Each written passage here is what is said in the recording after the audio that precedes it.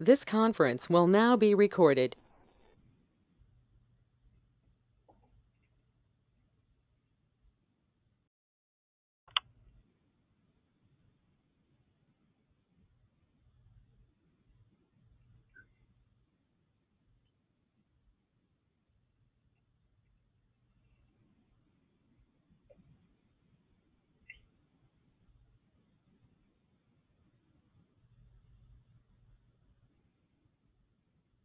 All right, we'll go ahead and get started. So good afternoon, everyone. Welcome to the April 14th Advisory Board meeting. We'll start with roll call with the advisory board members.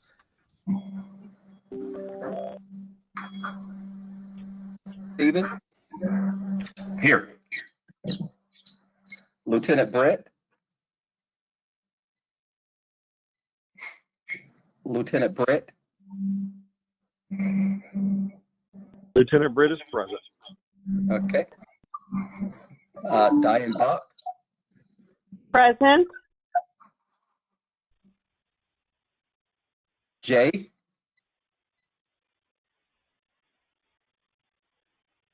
Jay? Steve Birch? I'm here. Lisa? I'm here. Sherry Smith? I am here. Sergeant Derek Joseph? I'm here. All right. All right. So the only member that we're missing is Jay. So we'll now start with the review and approval of the last meeting minutes. Rachel? Good afternoon, everybody. The last meeting was held on March 10th. The February 11th meeting minutes were reviewed and approved. Gary Didio presented an IVMB update for Phase 2. At the bottom of page 1, there was a brief stakeholder outreach update. There was no financial review at the meeting. Nathan Johnson presented a Phase 2 project update. There was no communications update at the meeting, and there was a brief Q&A with Lisa Cullen and Terrence Samuel. And the meeting was adjourned at 2:49 p.m. And at the bottom of page 2, you can see the items that were distributed in the meeting packet prior to the meeting. Move to approve. Thank you. Is there a second? A second. Steve. Second. Thank you. Thanks, Steve. I'm gonna do a round robin. Stephen? Approve? Approved. Okay. Approved. Lieutenant Britt? Approved. Diane? Approved. Jay?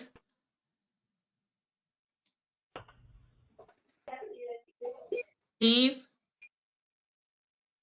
Second. Oh, thanks. Sorry about that. Sherry? Yes, approved. And I'm sorry, is Sergeant Joseph on? Yes, approved. Thank you very much. We'll mark these as such. Thank you. Okay, IVMB update. Okay, so this is the February report. Just go to the next slide, please. So everything at the last meeting, we talked about the team had rebaselined the project schedule, and now as a result of that rebaseline, everything's back in line. We're showing the team is slightly behind schedule. We're projecting the completion date is for December 2023, which is 4 days late. This is well within the margin of error. A couple of things that we're keeping a watch on is all the impacts of COVID-19, as I know everybody is, but we're concerned with there were some open recs for resources, for critical resources on the project that haven't been able to be fulfilled. So that's probably going to cause a delay in the program schedule. And we'll be watching that every week when we get the weekly metrics. And we've started producing a new report every week, which basically forecasts all the release milestones and all the program milestones themselves. so you can start to see trending and what's going on more frequently rather than looking at it on a monthly basis. So that's all I have. I'll entertain any questions that anybody has. Okay, thank you. Thank you, Gary. Craig, you have an OCM update phase 2? The only update I do have is that we are working on the schedule, and we hope to have the first draft of that done by the end of the month. But I did want to take the time to thank Lisa and Scott for all the help they had given us in the engagement plan. I should have done that during the phase 1 update, but I want to take the time now to thank them for all the contributions they've done now. So that's the only update I had for OCM on phase 2. Okay, thank you. Any questions for Craig? All right, and I don't believe we have a stakeholder outreach team unless someone remembers something that I have neglected to record or write down. Anyone have a stakeholder outreach update? Okay, if not, financial review, Janice. Good afternoon. The financials are as of March 30th of this fiscal year. Phase 1 is our total is $37.3 million for the 2019-2020 fiscal year. It's 2.3. Actuals through March 30th are 1.44 million, all in contracted services. Our fiscal year to date again is 1.44 with a 0% variance, and month to date was 160,000 with a 0% variance. The remaining funds are 883,000, and those will be spent prior to June 30th. For phase 2, our current requests equal 44.5 million.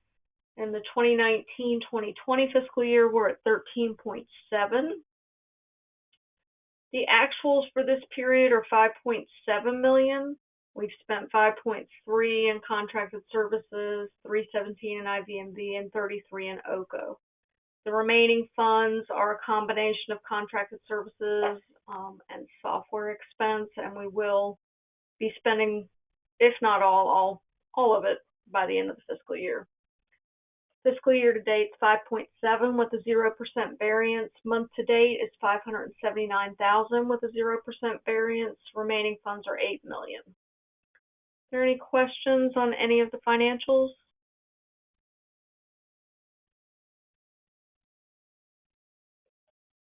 Okay, no questions for Janice. We'll move on to Nathan with a phase 2 project update.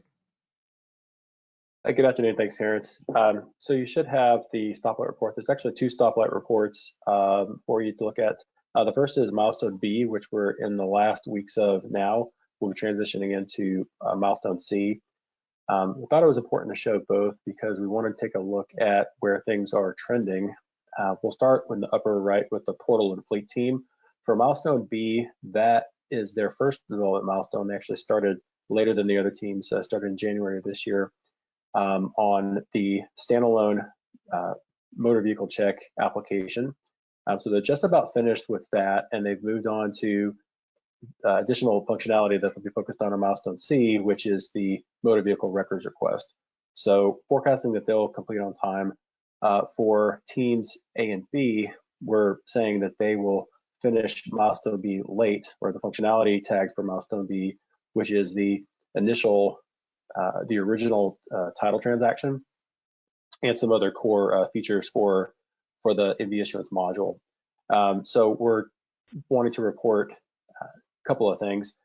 I think I mentioned this before. There's 3 primary things that are driving the overall schedule. Gary alluded to one of them before about the developer capacity. We're also tracking tester capacity as well. The agency has focused a lot on closing out phase 1, and so we're starting to see some resource contention there. The other is just the ability for the team itself to get through the requirement refinement process to make sure that stories are ready to work, and the functionality is actually being ready to work by the developers and the testers. So those are the 3 things we're keeping our eye on. Teams A and B will transition in milestone C to start working on the original registration transaction, original regular registration, as well as starting inventory and admin functions. So if there's any questions, I can answer any questions.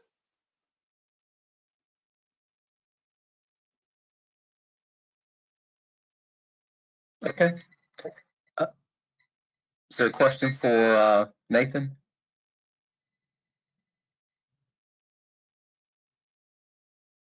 Okay, communications update, Coral?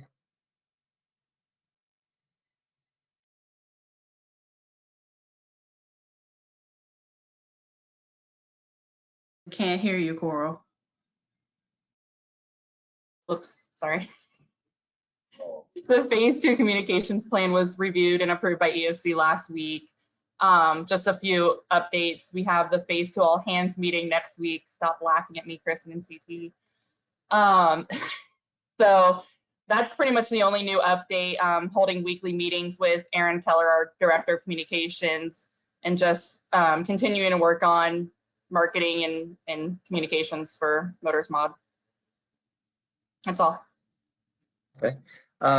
And I know this is not on the agenda, but either Nathan or CT, can you speak a little bit about how the meetings are going now that we switched everyone being remote? I know Nathan just talked about, we have some developed positions and, testing we're kind of concerned about, and Gary talked about those things, but I want to hear a little bit, or want the advisory board to hear a little bit about the meetings and how they're progressing thus far with everyone being remote, and how that is going right now.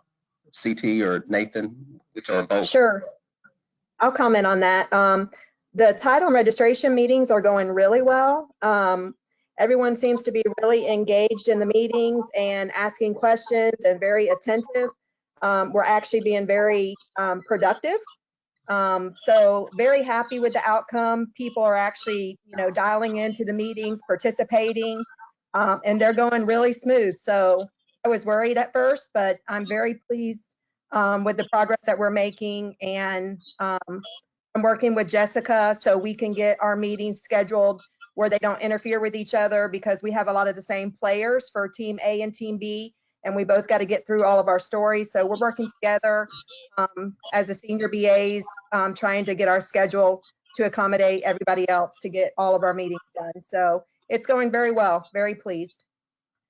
Okay. Yeah, I would agree with that. The overall, I mentioned the requirement refinement, that process is accelerating. One of the points of feedback we heard this morning from one of our team retrospectives is that they're actually seeing an acceleration in being able to get requirement questions answered just on a regular basis. So we are seeing things speed up. They're spending a lot more time doing pre-refinement. So that change that we implemented a couple of weeks ago is really seeming to help. And the teams are working together. As you can imagine, there's the subject matter experts support, in some cases, all of the teams. And so the senior BAs are doing a good job of working together to make sure they're proactively scheduling to make sure that we're not asking people to be in more than one place at the same time. Okay. What about, and my last question is the tax collector SMEs. I know a lot of the offices are closed, or, I'm sure they're all at different states or with their staff during all of this. Are some of them still able to participate, or what's that been like lately with the team? CT, you want to go first? I don't know if Nathan will have a follow-up or not, but you want to address it? Yes, we still have participation. It's not like it was before, obviously, because of their different, offices and, being closed to the public or whatever, and they're doing different responsibilities. But for the most part, we have at least one tax collector SME at every meeting. Usually Sherilyn or Shelly from Lee County, or Wendy. We do have participation. Like I said, it's not all three of them like before, but we have been still seeing participation, but it's just not as much, which we kind of expected it to drop off a little bit with their offices being closed and them doing different things. But yeah, we're still getting, I think what we need. And if we have questions and there is no one on the phone, or they don't have an answer, we reach out to them, the other ones that didn't call in, and, we'll send them an email or whatever. If we need to get, a group answer for the, to speak on behalf of the tax collectors, we reach out to our SMEs if they're not on the call. Nathan, you have a follow-up or anything to add with that, or? Yeah, my only follow-up would be, Coral mentioned earlier that we've got the phase 2 all hands meeting coming up next week. We try to have those in person, but since we obviously can't, would really encourage, especially the tax collector SMEs, to dial in and hear the updates. There'll be schedule updates, discussion about the release plan strategy, and also the system demos that we have, a higher level demo of what, the system that we've actually built. We will be recording that for anyone that can't attend, but would definitely encourage our tax collector SMEs to be able to participate with that. So it's next Thursday at 4 o'clock. Okay, and as a follow-up to that, I know we were planning right before, all the stay-at-home orders and everything with the virus, we were planning a number of meetings for phase 2 to perhaps go back down to Central Florida and meet with the different teams or the focus groups. And with everything that's happened, we've kind of put that on hold. But if we go past the end of this month with everyone working remotely, we may want to move forward with doing these virtually, just as we're doing this meeting. So that is one thing that I just want to mention to the advisory board, that some of those we may want to move ahead with. We can share the screen. Naturally, a lot of those we'd love to do in person, and everyone get around the conference table in Lisa's office and in her area and work through things. But we may want to move ahead with, having some of these meetings via GoToMeeting or Teams or whatever as we move forward. So I just wanted to throw that out there for the advisory board. Any other questions? I was gonna say that, Terrence, maybe, I think we're gonna go into May with this, the way it's looking. So maybe we could try this with maybe 2 or 3 counties on the phone at a time and see how much participation we get. Maybe try a small one and then do that, have some input that way, just so we can keep continuing moving forward. Yeah, and Lisa, the meetings that I was referring to was the, sometimes we'll come to your office and we'll have the titles and registration focus group, CT, did I get that right? That is titles and reg, right? And then we'll also have reports, and then we'll have one for Jessica's group for global. I was going to try to continue those, and I think there's a number, I think it's like 8 or 9 of them that are normally there, maybe even more. Is that what you're talking about, at least the same, maybe paring that down, or are you talking about something different? I thought maybe we could try a pared down one, but if we could just get those 9 or so people that actually participate on it. Okay. Maybe try with just one of the groups and see how it goes. Yeah, and I would probably want to do it with TNR to make sure we keep people up to date on that. And I know, I think recently or right before the last advisory board meeting, you had a demo. I think Judy was there to look at some of the screens or whatever that you all had, that the product owners did. So, and then we will, take that and show it to the SMEs or whatever. I mean, the focus group members, and go from there. So I think we could get a lot of good input and still keep moving forward. But I'm like you, I think we're to the point where we need to show this to the focus group. Okay. And were there any, from that meeting, Lisa, were there any, I didn't hear about any. I talked to Robert. He thought things went fine, and Judy as well. Were there any concerns? I know there are a couple of things that Judy had written down that we probably need to talk through to make sure we have correctly, but were there anything else, anything major? I didn't hear anything beyond what Judy had captured at the meeting. Okay. All right. Anyone else have any other questions? Terrence, this is Carl. Can you hear me? Yes. Hi, you mentioned about the South Florida meetings with the PTAs. If there's anything that we can do to assist you in setting up any kind of virtual meeting, even if it means maybe selecting a small team or something like that, so the meeting will be more manageable, we'll be happy to assist anywhere we can. Yeah, Carl, I appreciate that. If there's any way possible that, and I don't want to, impact you know, the project by waiting too long, but I sure would like to have that one in person to give everyone a chance to participate. But I do appreciate that. We may have to get to that point that we have to pare it down to maybe a smaller team or whatever. I'd like to give everyone the opportunity. That is one that I'd like to have in person. So what I'll probably do is work with Lisa, get the focus group meeting together, see how that goes, and then maybe work with the folks down in South Florida and you and the folks you represent or whatever, and see if we can move forward with that one. But I do appreciate that if you think that might be an option. Well, and I'm totally deferring to you in making the decision on whether you choose to take it virtually or not. But if you so choose, we're just offering our assistance. And we do represent the Association of the South Florida Private Tag Agencies. So we could get a group of them to represent the majority of the South Florida PTAs. Okay. All right. I appreciate that. Anyone else? All right. Thank you all. We are adjourned. Thank you.